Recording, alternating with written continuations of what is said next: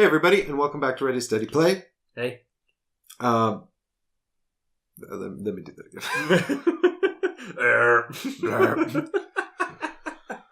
Hey everybody. Welcome to our super professional board game YouTube channel. Calm down. Honestly, I think the surest sign of our ignorance and stupidity is the fact that we think we should be on a board game YouTube channel.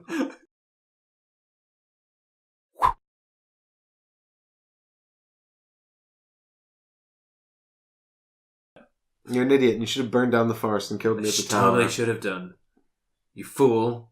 Why didn't you see that? Well, I was wondering, because the thing is, I think one of the things you've kind of got to get your head around is because you imagine that moving the army in here triggers a battle, but actually you can move in from multiple fronts, right? Before the battle actually triggers. Yes. You've got to remember that. It's, I have difficulty with remembering things. Rules. Rules. My name. Putting pants on. Get arrested for that all the time. My wallet. Yeah. Oh, he's in jail again? It's like, no, it's not socially acceptable to leave the house wearing only underwear. What? No one said that. Who said that? Well, now, it could have been, depending on what country our viewers are in, it was either without underwear or pants. Commando. Commando, yeah. Is that right? Yeah. Commando's like... No, Commando is without underwear. Commando's no underwear. Yeah. So only in underwear or no underwear. Only in pants. So, Meeple War. We've just played. We played twice now, basically back to back. Yeah. It's a super quick game to play. Super quick. Super quick. Which is, and it can twist quite rapidly as well. That's how it's super, super quick. Yeah. It sort of twists on a dime. I really like it. Yeah. It's interesting. It's fast. It's the kind of game where it's so quick and easy to set up. I'm like, I want to go again. Mm-hmm. I want to try again. I was a little disappointed in this one that we weren't building more buildings. Yeah, we seemed to get our 3, and then that was it. I mean... but I think because you were naturally on the front foot, there was no need for you to rebuild, whereas... when you got here, if I'd had more turns, then I would have probably rebuilt. I probably would have got rid of the university and started rebuilding the abbey, so I could try and swap out my your meeples for my meeples. Yeah. But I just run out of time because I clearly don't really know how to use a tree icon. The hide tree thing. So yeah, everyone gets one of these hide tree tokens. It's sort of like a one-off, one-use thing to delete a forest somewhere. Mm-hmm. Obviously, it doesn't actually specify in the rulebook that I've got whether or not you can delete an entire double forest, but I don't think you can because it says put it along the edge of one tile, and that edge no longer counts as trees. Mm-hmm. But what Michael could have done, as I've probably edited this footage in anyway, but you could have hidden that there. Just come through and... I could have done that and that. Yeah. And got you. And got me. I think it'd be cool with more players as well. I think it would be cool with more players because whereas me and you are obviously pitting ourselves against each other, what could happen is a third person... I think you alluded to this at the start, but a third person, if they were particularly interested in going... Say a third person was at this end of the board, you could be attacking me over here, and then this third person could be attacking me over here, and I could be really annihilated. Yeah, but I don't think it would be in the interests of the two players to gang up on one player. No, but what I mean is that you two would then be trying to...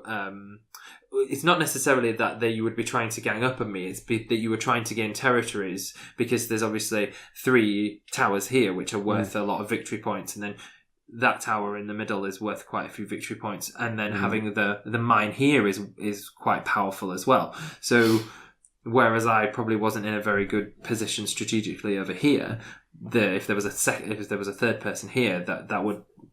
the way that the board had set out, it would make that quite interesting. And then I could be like, oh, well, who was the last person that did me over? Oh, see how I can get this back and things like that. So, but the game is very streamlined. It's very simple. There's not. The units don't have health, they don't have armor, they don't have attack values. They're all just 1-for-1 exchange. So looking at the board, whether you're going to win a battle or lose it when you go into it. There's no hidden information, there's no attack cards that you play. So it feels quite mechanical and quite sort of strategic and tactical. Mm-hmm. It's always about, whenever I'm on the back foot or losing, it's always because I can see I've made a mistake with either because the army moves one space per turn, and where you put them is enormously important. I mean, the two things you've really got to think about in this game, in my opinion, are the placement of the forests, and the timing of these triggers. Because if you've got your timing down here and the placement of your meeples on this battlefield, then very, very powerful. Those are the keystones, really, because like getting your whole army in here because you had to deploy your whole army here was really shit, because you had nowhere to go. You could only come back out here, and that's a whole turn of movement where you're really just resetting to where you wanted to be in the first place. Yeah. So while the military academy is great for reinforcing forward stations and stuff, it's really bad for deploying armies. Whereas it probably would have been better to build the pilot school, which is what I had. And the reason I didn't, which was a bit of a silly reason to be fair, but I was trying to make the game a little bit more interesting with the different tiles, just to see how it went. But the military academy also worked very well for you in our last game. It did, but I built it.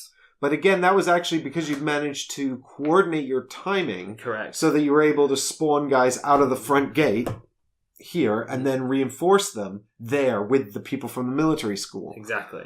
Which meant that you had your army in the position you wanted. Rather than stuck here in a forest. And the other thing, when we played the game before, you made some silly mistakes, which you think eventually made you lose. I'll put you on the back foot. I built two buildings that were both 4 slots, so they took a long time to build, and they did the same thing. And I did a silly mistake with the catapult. Just to quickly clarify, I built these. Was it these two? Actually, it might have been that one, which is only a 3 slot, and this one as well, which is the pilot school. Which not the pilot school. This is the flight academy. Flight school. That's the airship. Airship. That's not the flight. No, this is the airship something. Yeah. Anyway, the point is it allows you to sort of airdrop in reinforcements or airdrop in like one meeple in a territory next to an opponent's stuff. Mm-hmm. But then you could combo it with this one to sort of drop in one meeple and then immediately reinforce it with a big force. Get a big army there. But I'd just gotten that one and this one, which are a terrible combo really, because this just chucks a bunch of guys out the front gate, and then this just puts one somewhere else. Yeah, and leave him on his own. So I'd sort of spent a long time building these 2 buildings that kind of just did the same thing. And then my error in this go was I decided to go down here and thinking, I will blow this up because that's quite quick for me to get points. Yeah. Not thinking strategically that if I did that, and I didn't really pay attention to the tunnel either. The cavern. Yeah. The tunnel is that. You say potato, I say potato. The cavern, sorry. And the fact that you were able to move quite a few meeples into here and therefore go into here, whereas if and then. But I mean, surely it must have. You must have noticed when I deliberately placed it not like that. No, it never occurred to me. Really, because I was looking at putting it down like that, and then I was like, no, then you can very easily access the tunnel. Whereas if I put it like that, it's easier for me to get into the tunnel space and then just pop up there on the other side of the forest. Did not twig. No, I did not. This is just a failing on my part in general, but I find it quite difficult to remember everything when I'm playing a new game, and so that was just a bit of an error on my. But you were doing so well in the first game. I don't understand. I did. You're like fucking Bobby Fischer of Meeple War. The first game, you're just like this and this and this and this. But both games, I was quite late to the party in deploying my meeples, and I felt like I was always on the back foot in this game, that I just didn't have enough people on the board, and then the people that were on the board were in positions that were just not helpful to me.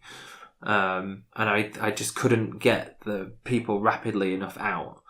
Well, what happened in the first game, which was hilarious, was that I very sort of cunningly timed in a meeple explosion of 11 meeples all into this space at the same time. Literally on the same turn, Michael finished building his catapult. So by the time I got close to his base, he would have been able to destroy the entire army all at once with the catapult. So they got to the middle, and then they just had to scatter. Mm-hmm. And then he just kind of killed them off one by one with his own army. Mm-hmm. Yeah, I mean, it's clear that we both value... The catapult is really a really strong tile. I was able to win probably the previous game as well.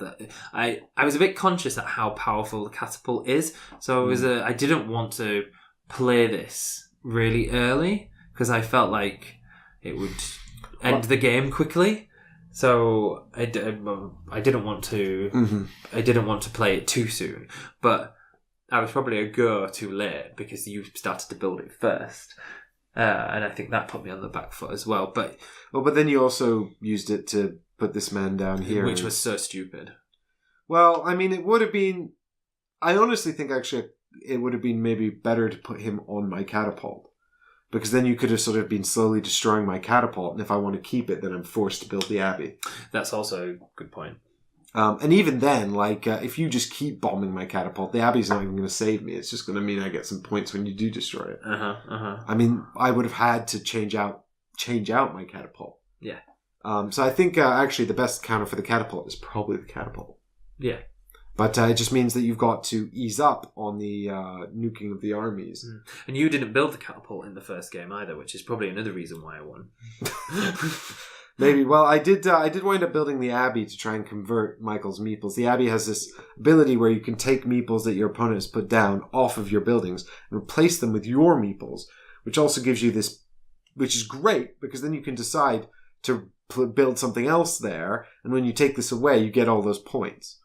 But, you know, you've got to build the abbey, which is not that good a tile.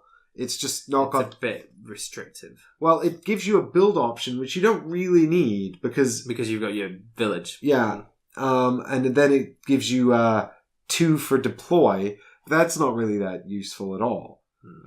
There's plenty of other tiles that will enable you to do that. There's better, more efficient ways to do that. Mm-hmm. But, you know, I mean... It's got some options on it, I suppose. Mm-hmm. I think... Well, you were quite lucky, I think, where I brought up the mine, which was a bit unlucky, that you were able to finish me off a little bit over here. And then... Yeah, but I mean, I only actually really used the mine to kill one dude. and then I went back through it. And then I was silly with this, and then I didn't twig about that. And Here's really a long list of my mistakes. Sorry, never destined to win. the victor. History only remembers the victors, and the victors rewrite history. So Michael was dumb. He made many mistakes. He shouldn't be in charge of anything. Definitely not. I've rewritten your CV for you. Oh, thank you. It'd be less boring. It's more succinct. Why use 10 words when one will do? But yeah, but I like the setting. I like the artwork. I hate how flimsy these baseboards are. I don't like them. But then we were discussing this before. But because they sit under tiles and you kind of want them all to be flat, then they need to be thin. thick. Yeah. But they could have been at least made a little bit. But what I also don't like, actually, and this is... the thing is, I usually give things a big pass for this kind of stuff, but this game has a real sort of tongue-in-cheek sense of humor. It's it's not self-referential. It references pop culture. If you look at the banners... this one says green power on it. This one says blue for glory. But the other ones have joined the dark side on the black one. Brilliant. And orange is the new black on the orange one. which is a reference to a Netflix show. And I don't know, plus the very meta nature of the theme, it's like these tiles are great and beautiful, and they kind of feel like, I really like this artwork. They kind of sort of feel really evocative of like a sort of a medieval setting. Yeah. And that's what I thought when I saw them. You know, and, even this artwork on the box with the giant sort of wooden people, they look like, do you know what it looks like? It looks like My First Scythe Junior, that kind of setting, the same setting as Scythe, but just, more cartoony. And, I get that they're using wooden mechs because they're meeples, and then it's like Meeple War because, it's meeples and that's a board game thing, but it just feels a bit like we couldn't think of a better theme. I was just going to say to you, lazy. It just feels like a little lazy, yeah. I mean, maybe if you like this theme, if you think it's sort of clever and fun, leave a comment, because I genuinely don't know what people... And the thing is as well, like, I reckon I probably would have... Like, I like the theme in Millennium Blades, and that's very meta. We played that, remember? That's the one where you play as a person playing a collectible card game. Mm-hmm. Maybe they use this theme because it's if you use a different theme, like say you use space, or say you use I don't know, ocean or something like that, then it's quite restrictive. Whereas if I don't know, maybe if there was ever an expansion, then it's a lot easier to... I don't know. I mean, I think even just generic medieval theme. Yeah. Like, you don't even have to make it historically bound or anything. Just generic medieval theme.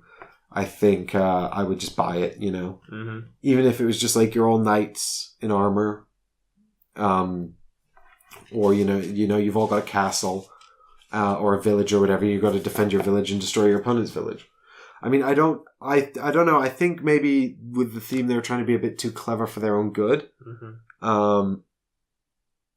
Or maybe it was simply an excuse to sort of justify the Meeple tokens. But I mean, I would still buy these as army tokens or whatever.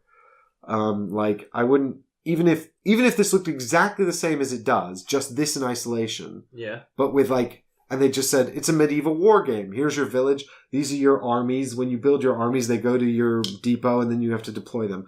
There's this sort of like, I would have totally bought that. And you actually have to look quite closely to pick up on the fact, like if you look at the depot, for example, all of the troops in the game are these wooden soldiers. There's these sort of like, they're almost like wooden mechs. Right? Mm-hmm. That the game, like if you look at the factory here, they're building one of these giant wooden mechs. And then the premise is that the people in the village get into these giant wooden mechs and drive. And sort of, that's why you've got a pilot school, right? And the pilot school is for the, but with this, you just don't pick up on any of that. It could be, anything. Well, that's what I mean. Like if I look at these tiles here, like the pilot school, which shows them driving around in these mechs and leaving the village in the mechs to go to war, like the medieval wooden mechs. And then I look at this, there's no sign of that. And you'd think if they have the technology to build these wooden structures, then you'd have some kind of sign of that. Like if you're going to do some kind of theme, like sort of medieval futuristic sci-fi mashup or whatever it is, it seems like half-assed, right? It seems like they didn't even go the full way with their own sort of weird meta theme. Yeah. It's only, halfway. But, as outspoken as I've been about it, it doesn't really bother me. Like, the game is interesting enough. I like the art on the tiles well enough. And I don't find it bothering me when I'm playing the game or anything. Yeah, it's not off-putting or distracting. Yeah, it's not. Yeah, exactly. It's just, I think what it is actually really is that, when I've got to sell it to people, it's like, I can't remember who said, I was watching another review about The Godfather, and people were like, well, the cool thing about having the Godfather IP, for all the flaws of it not being like, feeling like The Godfather, at least when you say to people, let's play the Godfather game, we're going to be gangs warring over New York. They're like, oh, the Godfather, cool, gangs, I get it, I'm in, I know what that's about. Yeah. Whereas when I'm like, let's play Meeple War, everyone's like, what? Everyone's like, what? Yeah, they're like, most like a lot of people might even be like, people who aren't necessarily like, and this is quite a light game. So the kind of people I might play this with are not necessarily hobby board gamers who might be like, what's a meeple? What is this theme? Whereas if I'm playing if I say let's play warring medieval villages, at least that gives people an idea of what it's about. Yeah. Which is what I would probably sell this as anyway. It's like we all have villages, we're producing troops, we've got to go out and capture towers, and we'll have a war. I didn't know what a meeple was until recently. And you're my board game show. You're fired. Don't come back to I'm the one that keeps just getting brought out every now and then. It's like, ugh. No one else is here. He'll do. Everybody's gone to S and I'm by myself. I'm sick. Come play Tales of the Raven Knights with me. It's like, oh, dredging the barrel again. Okay, I'll come. It's like, yeah, you get to leave. It's like, go out for the day. No, you're not allowed out. Get back in your cage. It's a cage built of board games. There's so many of them. But for all of that vitriol about the theme of the game, it's actually, I think contextually, it's a relatively minor gripe in what is otherwise a very solid game. I do think that these need. I would just paint another side on these so that when I'm like, okay, this needs to be reset, I can just flick it over onto another side. And if that side's face up, I know I've moved it this turn. Because it's too easy to do half of them and then start thinking about what you're going to do, or start thinking about what building you might make next, and then lose track of which ones you've moved. Which ones you've done and which ones you haven't. Exactly. And that's so key. That's so essential. Even just getting one extra move on one of your tiles could be the difference between winning and losing, potentially. Which I love. I love how, our game here was quite one-sided. But I feel like that's not typically the case. Our first game was much closer, despite the fact that I was not doing super well throughout. It's I just did silly mistakes. Really, I was purposefully trying to mix it up, not necessarily pay attention to what I was doing. But I feel like it might have naturally become a bit more diverse if. For example, I think bombing my catapult would have been a great shout, actually. Now that I think about it, that would have been a nightmare. That would have been really restrictive. I would have been forced to swap out my catapult, then you would have had a catapult and I wouldn't, and then I couldn't bomb your catapult, and then I wouldn't know what to do with myself. Then I could have won. Potentially. But on the other hand, you run the risk, I guess, of getting stuck with 2 meeples on a building and then you can't finish it off for whatever reason. Although I don't know why you couldn't finish it off if you still had your catapult. Yeah, you would be able to. Yeah, you would be able to. Yeah. Shit. So, there you go. It's a bit of tactical insight for you if you play Meeple War. If you can convince anyone to play the game. I remember that for next time. Well, I'm excited. I think we should just go have a beer and play again. Really? Yeah. Okay. The one thing I was just going to add as well is that when you were saying about these tokens that need painting, it probably would be quite useful to, you've had to get these caramel tokens. Oh, yeah. So that would be quite useful to have an additional, just to see. Yeah, so as you've got to know, remember that, haven't you? Yeah, because as you quite difficult to remember.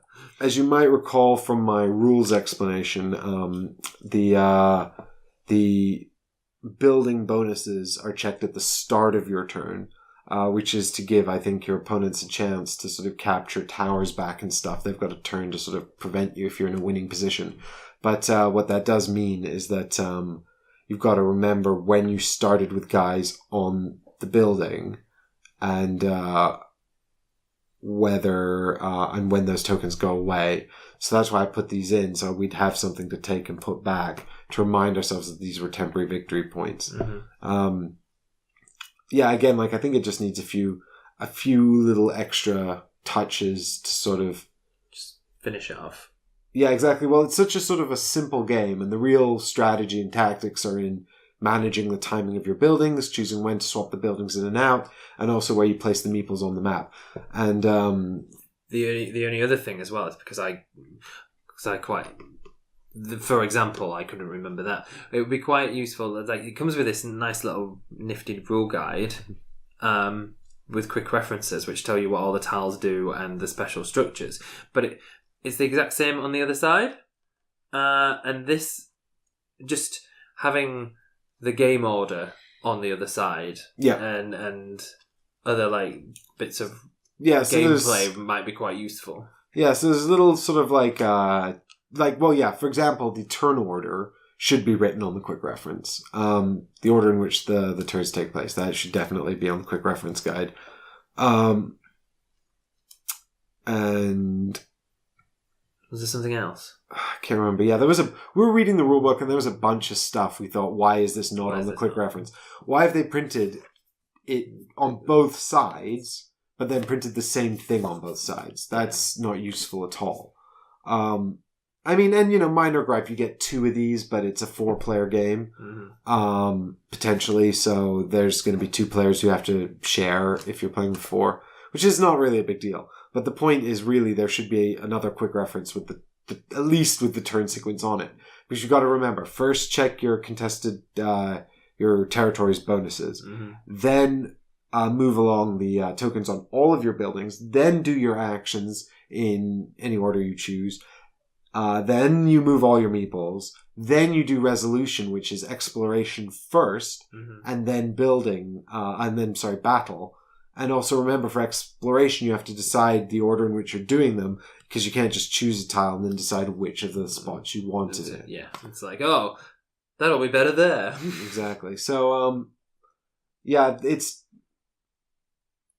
For a game that's actually seems really nicely produced and has really nice artwork and really good card stock and lots of cool tiles and really solid mechanics, it feels like there's just these little extra sort of polishing and touches that it's just kind of lacking. Yeah. But if that's the only complaint, it's... if that's the only complaint, it's relatively minor. Yeah, exactly. Like I said, I would play it again. In fact, I intend to play it again in a minute. So good. It's okay. I'm playing too. Well, only if you want to. But the point, no, I'm kidding. The point is, do you want to play it again? Yeah, I would play this again because I like the simplicity of it, and I like how quick it is, and I like how, because of the gameplay and the mechanics of it, I don't think 2 games would ever be the same. Yeah, I like how potentially deep it is as well. I like the exploration aspect a lot. It's fun to just sort of wander around and put out tiles. Yeah. So, yes, it's definitely something I would play again. Good. Well, I think that wraps up our final thoughts on Meeple War. I hope this has given you a good insight into what the game's all about. It's relatively cheap. I think it retails at about £35, so it's not that dear to pick up, and it does scale from 2 to 4.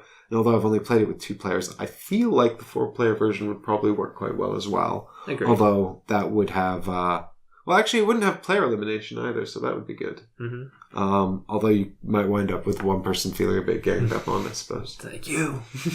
But actually, that's one thing else I was going to quickly mention is that you've got these... And you didn't really see this because we had so many temporary victory points in this game, but every time you score a victory point with your meeples, which is through destroying your enemy buildings or by achieving 7 points on the bravery check, you put them down here on your tower, your victory point mountain, to fill up your 6 victory point slots there. And this means that your meeple pool, your overall meeple pool is smaller.